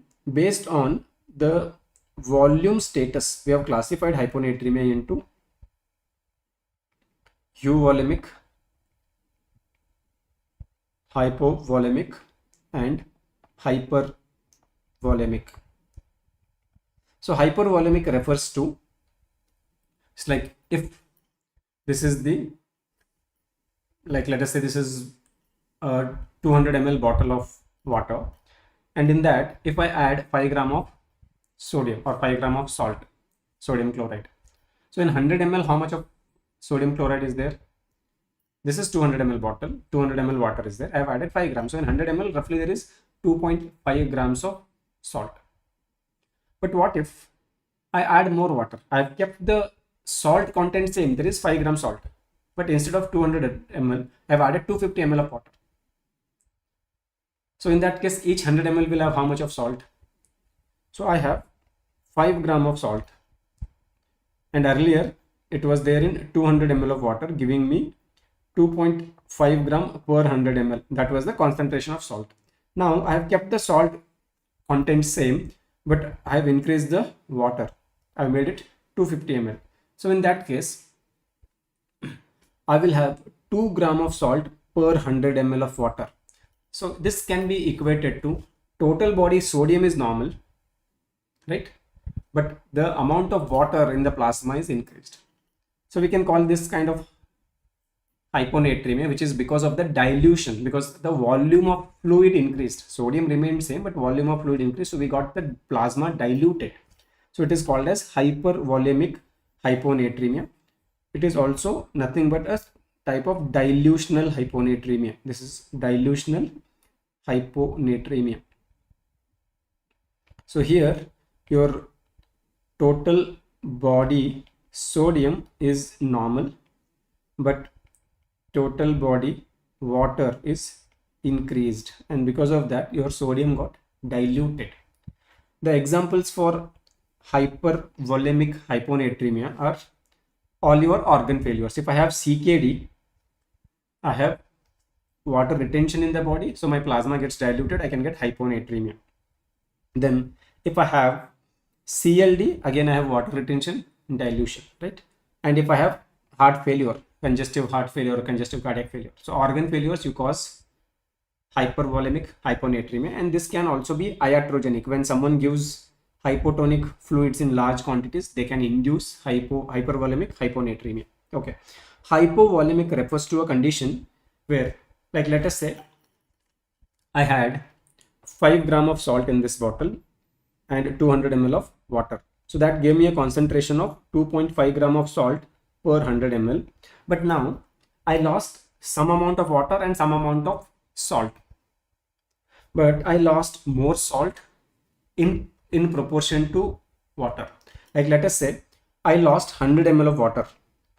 So then my water content becomes 100 ml. 200 ml was there, I have lost 100 ml, right? And out of that, when I lost 100 ml water, out of that 5 gram, let us say I lost 3 gram of salt. So how much gram of salt remains now? 2 gram. So now I have concentration of salt as 2 gram per 100 ml. So compared to before, it is less. So I have hyponatremia, right? But now I also have depleted total body water. So sodium is decreased, total body water is decreased, but loss of sodium is more than the loss of water, giving rise to hyponatremia when we measure serum sodium value. This we call as hypovolemic hyponatremia. So in hypovolemic hyponatremia, we have decreased total body sodium, and this decrease is more than the decrease in total body water. So I have lost both, but the loss of sodium is more. So in what conditions I can get? We can get when we have acute gastroenteritis, or we can get it in patients of, like, when we have used diuretics, we have made them lose water and salt, but we might lose sodium more than water. So we can get into hypovolemic hyponatremia. Okay, then euvolemic hyponatremia. Now, to be very frank, the euvolemic hyponatremia is actually a misnomer. So here euvolemic hyponatremia is nothing but subclinical hypervolemia. Subclinical hypervolemia means here also you have total body sodium which is normal and your total body water which is increased, same as hypervolemic. But here the increase in volume of the fluid is clinically apparent.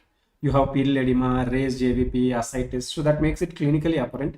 Here we have very minimal expansion of the plasma. Like, let us say normal plasma volume was 4 liter, it has become 4.5. You don't see too much of fluid accumulation, you don't see pedal edema by that, you don't see ascites with this only 500 ml expansion of the plasma, but that 500 ml of expansion of the plasma is enough to dilute the plasma, giving you a low serum sodium.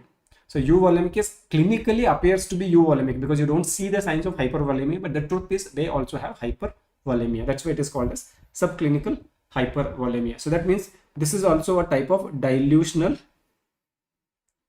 hyponatremia. So euvolemic and hypervolemic are cases of dilutional hyponatremia.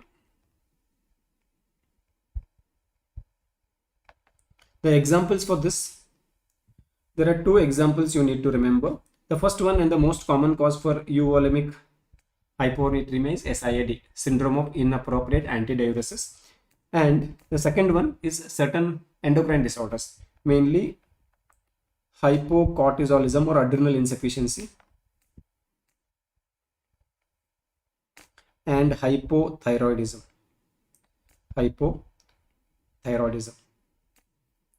So whenever I see a patient with hyponatremia, the best thing I should do, or the first thing I should do, is assess the volume status.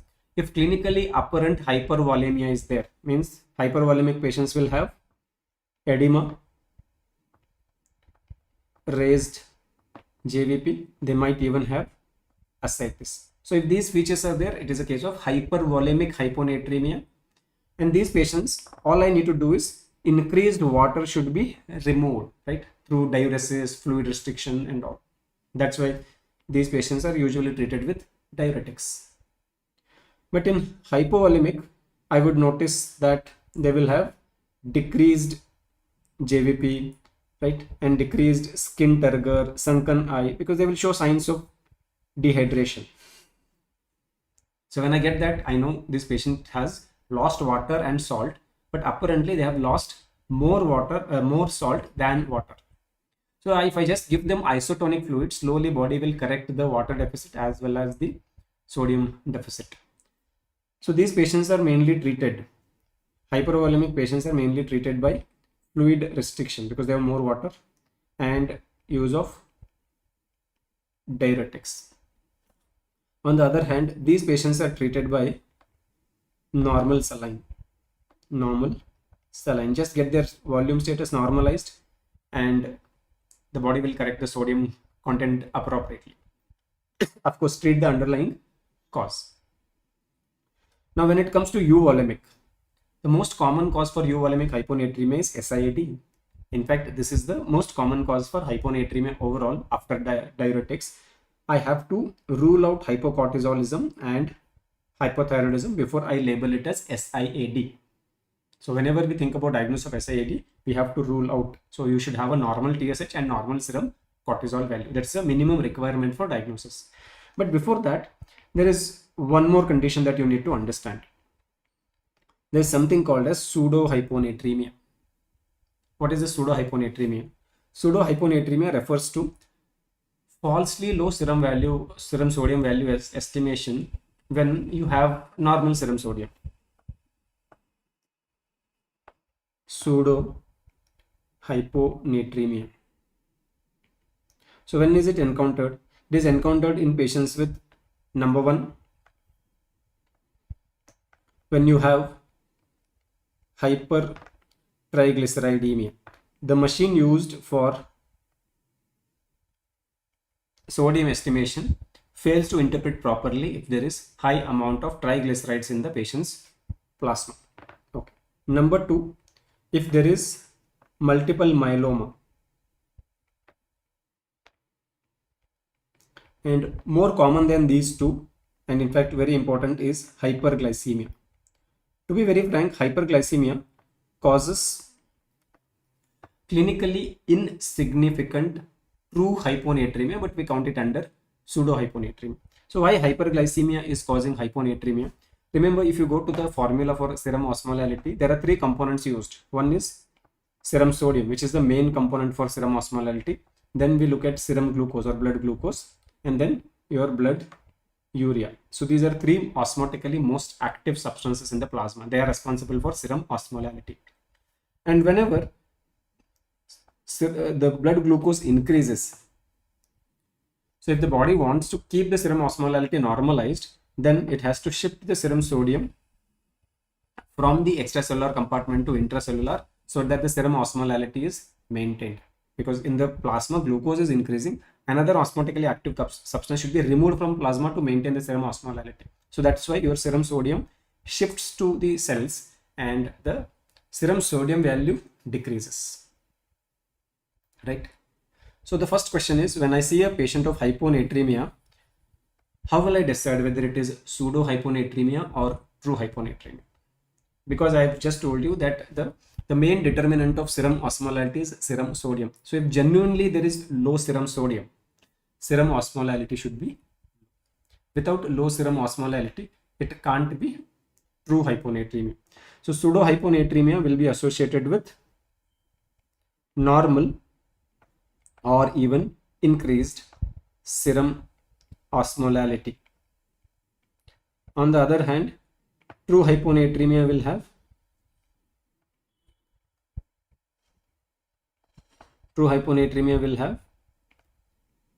low serum osmolality. So that's why whenever we have hyponatremia case, we should also get serum osmolality done. So if the serum osmolality is low, then you have true hyponatremia.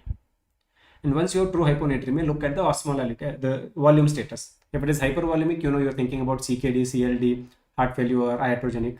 If patient appears dehydrated, you're thinking about hypovolemic, like renal loss, GI loss, diuretics.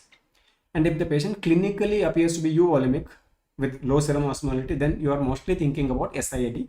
Only thing is you have to rule out the hypothyroidism and hypocortisolism. And after that, you establish the diagnosis of SIAD, right? So now when I look at the option, to call it as SIAD, I need euvolemic hyponatremia because that is what it is. Okay. Then serum sodium should be less than 135 to call it as hyponatremia. So these two are required. Now comes the only question that I need to understand. So apart from these, to diagnose it, I also need serum osmolality. Normal is 185 to 195. I need it to be less than 280 milliosmoles per liter to call it as a case of SIAD. Now with respect to urine sodium and urine osmolality. So what is exactly happening in SIAD? So SIAD refers to inappropriate antidiuresis or inappropriate secretion of ADH. So what is the function of ADH? So let us say I'm taking classes, let us say from morning, and I have not taken a drop of water. I'm continuously taking classes. I'm in a hot environment, I'm sweating, I'm losing water, but I'm not replacing it. So what happens to my serum osmolality in this case? So in such cases, my serum osmolality, because I'm losing water, but solute is remaining same. So plasma or my blood is getting concentrated. So my serum osmolality will increase. It will go beyond, normally it is 280 to 295. It will go beyond 295. So now my serum osmolality is increased. Now body wants to correct this back to normal. So how can it correct it back to normal? What is deficit here? Water deficit. Serum osmolality is dependent on the total content of water in the body. And I have water deficit. So I need to get water back into my body. So there are two mechanisms. Number one mechanism, I can activate thirst center. And I can make the individual drink more. Right now I'm thirsty, so I should drink more so that I can correct my dehydration and correct my serum osmolality. So it leads to increased water intake, and that can correct my serum osmolality. But water is not always accessible. Like for now, I have to take the class, I don't have water accessible to me. So what other mechanism nature has given to me? Second is, I can decide to decrease the loss of water from urine. Because normally kidneys are constantly making urine. We excrete once, twice a day, but it is making it constantly. Constantly glomerular filtration is going on. And how much water gets reabsorbed and how much gets excreted depends on ADH. So if I increase the ADH, as the name says, antidiuretic hormone, it increases the water reabsorption acting through vasopressin 2 receptors, right? Using the help of aquaporin 2 in the kidney, I increase water reabsorption. So there will be activation of ADH production or release from the posterior pituitary. And once ADH increases, it will increase only, see, the aldosterone is another hormone which increases sodium and water reabsorption, right? But it is part of RAS. So whenever there is hypotension, it gets activated.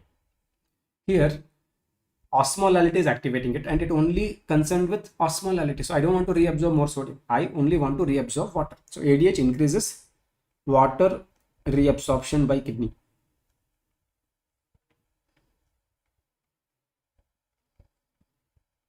But when I reabsorb water, what will happen to the urine that I'm excreting? The urine that I'm excreting, it becomes concentrated, because the whatever water I have filtered as glomerular filtrate, most of it I'm reabsorbing under the influence of ADH. So I'm excreting more concentrated urine. So concentrated urine means I will have increased urine osmolality, and I will also have increased urine sodium. Why is the urine sodium increasing? Urine sodium is increasing because of the concentration effect, because we are not measuring the total quantity of sodium excreted in 24 hours. We are measuring the sodium in a unit volume of urine. So because urine is concentrated, the sodium appears to be increased. So this is what happens when there is increase in the ADH. And once the serum osmolality gets corrected to normal, ADH secretion decreases, water reabsorption from the kidney decreases, urine osmolality starts dropping down, urine sodium starts dropping down to normals. But in SIADH, despite, see, SIADH is where we are secreting ADH even when we have normal or low serum osmolality. And because of that, there is a lot of water reabsorption. That reabsorbed water is diluting the plasma, causing hyponatremia. But one thing is very clear from this, that when I have active ADH doing its job, I will have increased urine osmolality and increased urine sodium. And in SIADH, yes, there is unnecessarily inappropriate overactivation of ADH. So I will have increased urine osmolality and increased urine sodium. So in SIADH, urine sodium is expected to be increased, not low. Urine osmolality is also expected to be increased. So this is true, but this is false, right? So that is where the diagnostic criteria for SIADH get framed. The diagnostic criteria for SIAD. So because we need to have hyponatremia, serum sodium should be less than 135 millimoles per liter. Number two, this has to be true hyponatremia, not pseudo. So that means serum osmolality should be low. Serum osmolality should be less than 280 milliosmoles per liter. Normal is 280 to 295. It should be low. Number three, there should be clinical euvolemia. When I say clinical euvolemia, means clinically there should be no evidence of fluid overload or dehydration. No raised JVP, no decreased JVP, no decreased skin turgor or no other signs of dehydration, no signs of edema, ascites syndrome. Okay. Then fourth, we need to have normal serum TSH, and serum cortisol values, because these two are also known to cause euvolemic hyponatremia. We need to rule them out. Okay. After that, I now need an evidence to say that this hyponatremia is because of increased ADH production, and that I can get from, so if I have hyponatremia, serum osmolality is low, then there should be suppression of ADH, and once ADH is suppressed, I'm not reabsorbing much of the water, I'm excreting a lot of water, so urine should be diluted, so urine osmolality should be low, urine sodium should be low. But here, increase ADH, so I should get opposite of it. So I should have serum sodium more than 20 millimoles per liter, which is high for the circumstance, and then urine osmolality, urine sodium, and the urine osmolality should be increased, usually more than 100 milliosmoles per liter. So this is the diagnostic criteria for SIAD. We used to call it as Barter and Schwartz criteria for SIAD, right?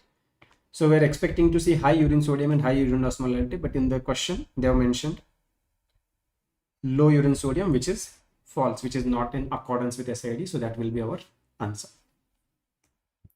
Okay, now let's go to the next question. A 50-year-old diabetic came with palpitation. On examination, BP is 120/70. ECG is shown below. What is the clinical diagnosis? So this is a pretty simple, straightforward arrhythmia question. In fact, most of the times when questions open with palpitation as a complaint in any of your entrance exam, mostly they are talking about arrhythmia. Only rarely ever they are talking about pheochromocytoma or hyperthyroidism, and maybe psychiatric disorders like panic attack or generalized anxiety disorder. So here they have given an ECG, and when we look at the ECG, it is quite apparent that we are looking at a narrow complex tachyarrhythmia. So there are two large boxes between RR interval. So roughly we have a heart rate of 150. So there is tachycardia. So this is tachyarrhythmia, and the QRS complexes are narrow. So we have a narrow complex tachyarrhythmia. And when we talk about narrow complex tachyarrhythmia, we think about sinus tachycardia, atrial flutter, and then atrial fibrillation and PSVT. So the next best thing to differentiate between these is to look for the presence or absence of P waves. And when I look at it, I can see a T wave, but I don't see any other clearly identifiable positive deflection which I can call as P wave. So we will count it as absent P waves. So this is a narrow complex tachycardia with absent P waves, and whenever we have absent P waves, we think about PSVT and atrial fibrillation. And to differentiate between the two, we look at the RR interval, and we can clearly see that the RR interval is constant, it is not varying. So that means we are dealing with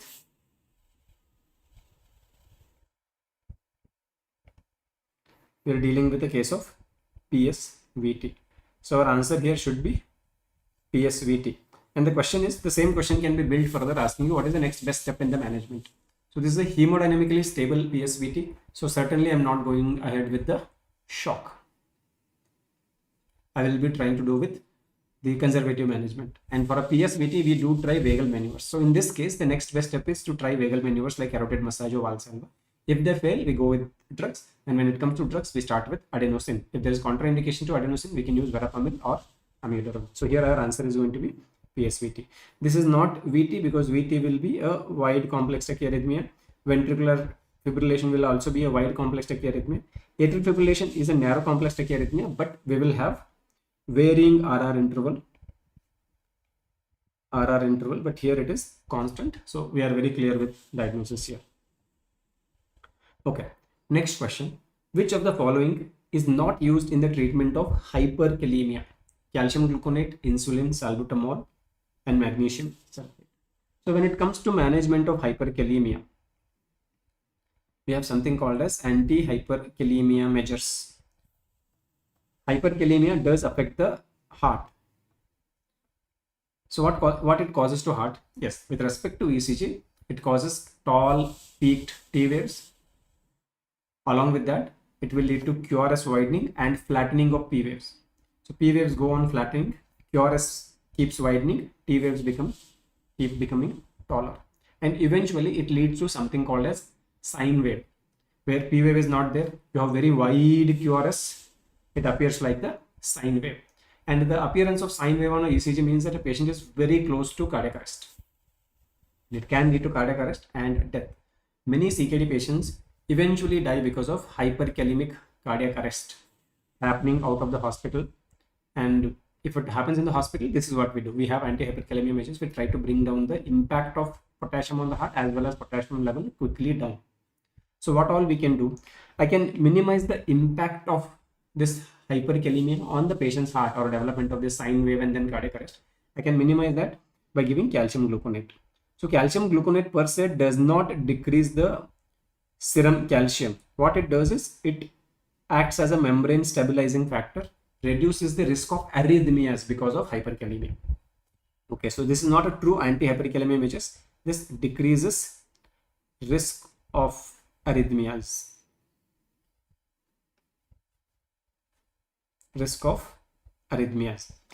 But then I can quickly reduce the potassium by shifting it from extracellular to intracellular compartment by using insulin and also salbutamol. salbutamol in nebulized form. Both of them will shift potassium from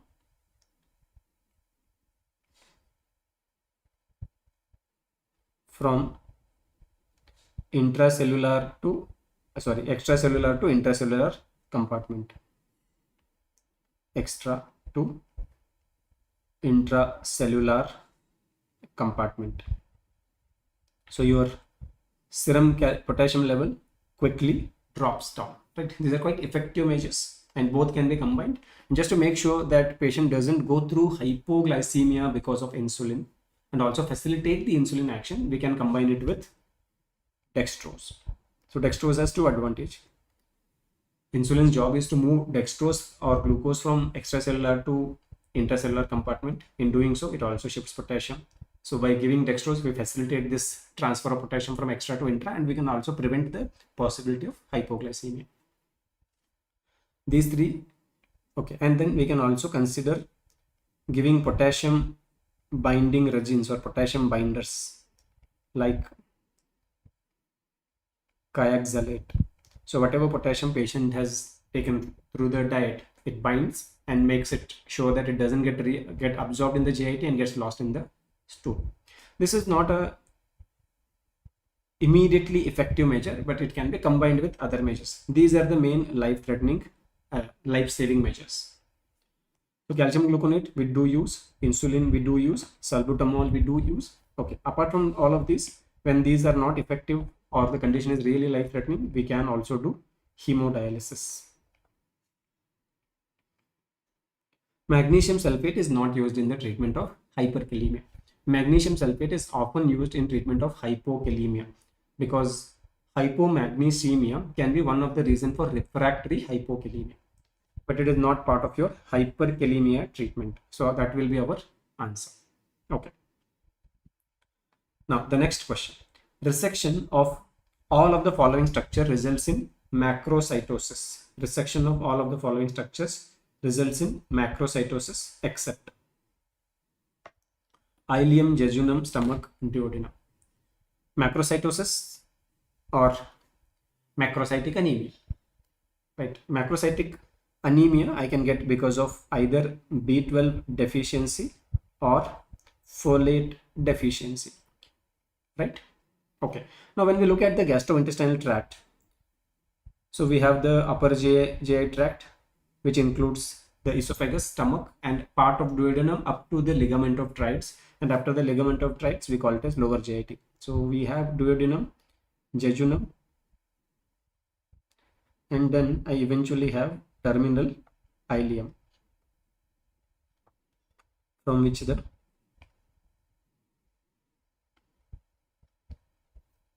the large bowel originates. Okay. So as we know, esophagus doesn't play a major role in absorption of any of the nutrients, though it can absorb alcohol. So that's why many times people get quick kick after consumption of alcohol because they might have absorbed through esophagus as well, partially, right? Now stomach has minimal absorptive role, more of digestive role, but it is an important structure. Okay.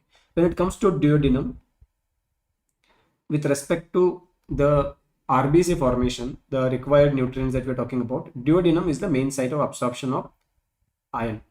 Iron is absorbed mainly in the duodenum. And if I have duodenal disease, for example, celiac disease predominantly affects the duodenum. And because it predominantly affects the duodenum, it can lead to impaired iron absorption and it can lead to iron deficiency anemia. In fact, the most common presentation of celiac disease in adults is iron deficiency anemia. In children is related to GI symptoms, right? But in adults, iron deficiency anemia, which is refractory to oral iron treatment, because in celiac disease the duodenum is dysfunctional, right? Its mucosa is inflamed. So even if I give, like I diagnose that patient has iron deficiency anemia and I give iron supplementation, this duodenum is dysfunctional, it can't absorb. So it will be refractory iron deficiency anemia, like iron deficiency anemia that does not respond to oral iron. But give parenteral iron, no question of absorption through duodenum, the iron deficiency anemia improves like anything. That's a typical story of celiac disease. Okay. Now next we have jejunum, And jejunum is the main site. Though a small amount of folate absorption can occur in duodenum, the main site of folic acid or folate absorption is jejunum, right? And we need folate for the normal RBC formation. And the terminal ileum is where we have the absorption of B12. So I need ileum for B12 absorption, jejunum for folate, duodenum for iron absorption. Okay. Now for the B12 absorption, I also need intrinsic factor of Castle, which comes from stomach. Intrinsic factor of Castle, which comes from stomach. So I can have B12 deficiency either because of stomach disorders or ileum disorders. And I can have folate deficiency because of jejunum disorders. And all of these will cause macrocytic anemia. If I have duodenal disorder, I will develop iron deficiency, so I will develop microcytic anemia, right? So what they are asking, all of the following structures, resection of all of the following structures can cause macrocytosis except. Yes, if I resect ileum, there will be no B12 absorption, so I will have macrocytic anemia. If I resect jejunum, there will be no folate absorption, so I will have macrocytic anemia. If I resect stomach, again I will not have B12 absorption, because for B12 absorption to happen in terminal ileum, I need this intrinsic factor of Castle, which comes from stomach, the parietal cells. So if I don't have it, I will have the B12 deficiency. But if I resect duodenum, I will have iron deficiency. I will develop microcytic anemia and not macrocytic, right? So correct answer will be option D. So these will cause macrocytic anemia, and resection of duodenum will cause iron deficiency anemia, which is going to be microcytic, right? So our answer is going to be option D. Okay. Now going to the next question. Lesion in which of the following structures gives rise to hemibalismus? Okay. Now for all those who are not very familiar with these terms, remember balismus is a key term. If I apply hemi behind it, it means the disease is only affecting one side. Like hemichoria, it's nothing but choria affecting only one side. Hemiathetosis, athetosis affecting only one side. Hemibalismus, balismus affecting only one side. So don't think about this hemi, just think about the main diagnosis: choria, balismus, athetosis. These are the involuntary movement disorders, right? Just like you have tremors in Parkinson's disease, which is also a movement disorder. Athetosis, choria, and balismus are movement disorders where patients are having involuntary movements. And they may ask you questions like lesion in which part of the brain causes this particular type of movement disorder, right?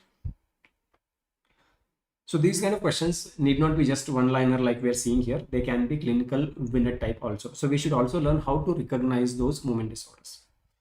So when we talk about movement disorders, we have broadly two categories of movement disorders. Number one, see, movement disorders refers to a condition where the movements are happening which are either involuntary or they are voluntary, but they are not happening at the rate we want. See, basically our body is supposed to move as per my wish. So if I want to go and grab this bottle 2 times, I should go and grab this bottle 2 times. My range of motion should be as much as I want. If I want it to stretch to the bottle, my hand should stretch to the bottle at a speed I want to grab it quickly, I should be able to. I want to grab it slowly, I should be able to grab it slowly. That's your perfect normal coordinated motor control. But if my movements become slow, that's not normal. I'm not paralyzed, right? There is no weakness, but my movements are slow. If movements are abolished, if I have weakness, that's a different thing. That is paresis or paralysis. Here movements are becoming slower than my expected movement. So that is also a movement disorder, and we will call those as hypokinetic movement disorders, where movements are slower or decreased. A classical example for this is we get slow movement in bradykinesia of Parkinson's disease. In Parkinson's disease, we have bradykinesia. They move, turn slowly, get up slowly, move slowly. So that is bradykinesia of Parkinson's disease, which is an example for hypokinetic movement disorder. But if, so as I've already told you, I should move only as much as I want at the rate I want. But if without my wish body starts moving, like tremors or any random movements body starts making, that is hyperkinetic movement disorder, where movements are increased than my wish. Hyperkinetic movement disorders. Now, hyperkinetic movement disorders are further classified into two groups, where whether the movement is rhythmic, means same movement keeps recurring again and again, or non-rhythmic. If same movements keep recurring again and again, it's a rhythmic movement disorder. Like for example, if I keep doing this constantly, it's a movement is happening at wrist joint, right? What is happening? Flexion, extension, flexion, extension. So it is the same movement at the same joints which keeps recurring. So it is following a rhythm. Flexion, extension, flexion, extension, flexion, extension. It's following a rhythm. So rhythmic movement disorders, the classical example is tremor. Okay. Then comes dystonia. Like what if I have this movement, like my neck is stuck here. That is also an involuntary movement. Did I want my neck to be stuck here? No, it got stuck like that because some muscles contracted without my wish, and they are in the same moment. It's not changing at all. Like it's not randomly going this. It is stuck in one position. So it is the same movement which is constantly there. We will count that as also rhythmic, and we call that as dystonia. So dystonia and tremor are rhythmic movement disorders. Tremor, you have alternating movements. Dystonia, you have same persistent movement. Then comes non-rhythmic movement disorders, and non-rhythmic movement disorders where the same movement doesn't keep recurring. Like what if I keep doing this movement? So here a lot of movements happened, right? There was a movement happening at the shoulder, movement happening at the elbow joint, then at the wrist joint, and the next movement was different. The next movement was again different. Next movement was different. So it is random. So when the movements are random, we will call it as non-rhythmic. So in non-rhythmic movement disorders, you can't predict the position of the limb in the next moment. In rhythmic, we can. Like if I had this so-called flapping tremor, if now it is in flex state, you know the next position will be extended state. And if it is in extended state, you know the next position will be flex state. So you can predict the position of the affected part because it follows the same rhythm. But in non-rhythmic, it is random. So you don't know where the limb will be next, whether it will be here or it will be here, right? So there are three major non-rhythmic movement disorders that we need to remember. The first one is chorea. The second one is athetosis. And the third one is balismus. So these are the three major non-rhythmic movement disorders. Okay. Tremor, we will discuss through other questions. Now we'll try to address the non-rhythmic movement disorders. So when we are talking about non-rhythmic movement disorders, how will I identify? Because tremors are easy to identify. Tremors can be described much more easily. Like this is flapping tremor. This is pill rolling tremor. It looks like as if a pill is held between thumb and other fingers and he is rolling. Pill rolling tremor in Parkinson disease. Flapping tremor in metabolic encephalopathy, hepatic encephalopathy, uremic encephalopathy, hyperkalemia. You get this wing beating tremor in patients with Wilson disease. So they're all tremors. We could describe it by comparing with some like day-to-day event that we can witness. Flapping, pill rolling, wing beating.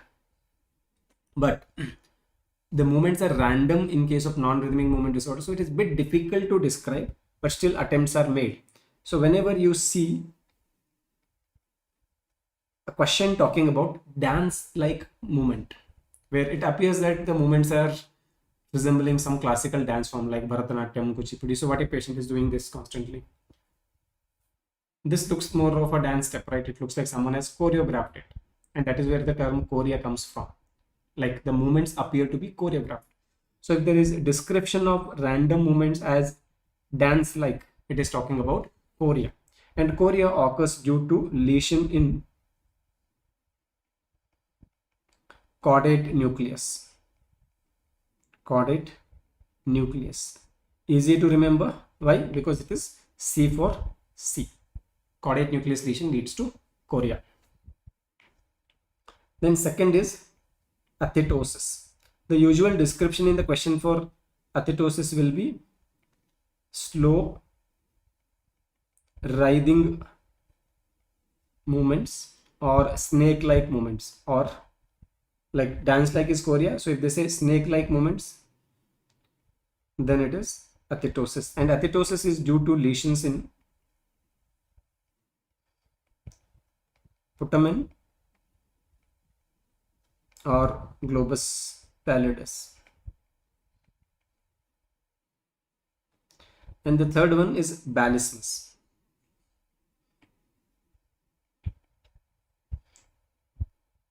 If it is unilateral, you will call it as hemichorea, hemiathetosis, hemibalismus. If it is bilateral, we can simply call it as chorea, athetosis, balismus. So the actual disease terms are chorea, athetosis, balismus.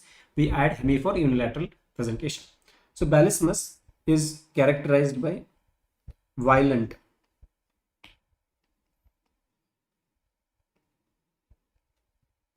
flinging movements.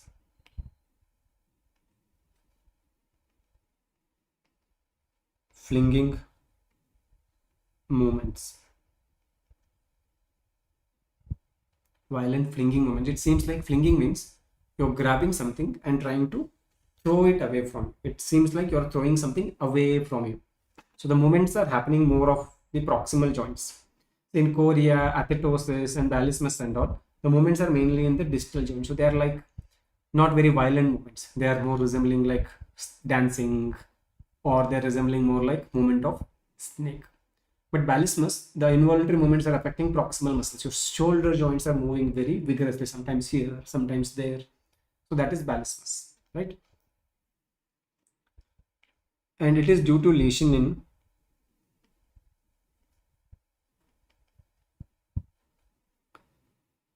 subthalamic nucleus. Subthalamic nucleus. So remembering the cause for chorea is pretty easy, right? That is C for C. A lesion in caudate nucleus. A lesion in caudate nucleus will result in chorea. But how do I remember the other two? That can be confusing, right? So let me try to make it easy. Now IPL is going on and CSK is losing, right? And what all CSK fans are praying for? They need one batsman who is really violent with the ball, right? And who is the most violent batsman when it comes to hitting the ball?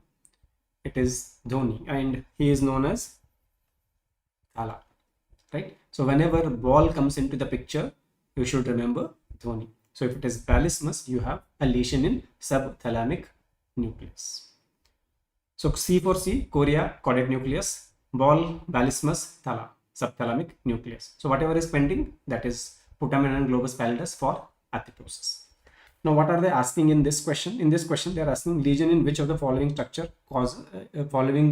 structures gives rise to hemibalismus. So we're talking about ball. So what should come to your mind? You should remember Tala. So we are dealing with a lesion in subthalamic nucleus.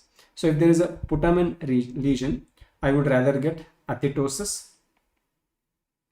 and the caudate nucleus, C for C, I would get chorea, right? And please remember the description, because the next question that appears need not be simple and straightforward. They might describe the involuntary movement. So you have to judge what is the question talking about. So if they use term dance-like, it is chorea. If they use term snake-like or writhing movements, it is athetosis. And if they use term like violent flinging movements, it is balismus. Balismus means subthalamic nucleus. So that will be our right answer. Okay. So for today, the time is up. We will conclude our PYQ discussions here. Those who are seriously preparing for INICET, if you want my entire collection of PYQs, just drop a DM to me on the Instagram. I'll share you the whole collection of the PYQs. We have around, I think, close to 300 important PYQs. So you'll get the PYQs with the answers and explanation in that file. If I will also try to leave the questions in the PDF. If you find difficult to answer any of the questions, do ping me on the Instagram and we will definitely share the answers with you. So that's it from me today, and we will see you again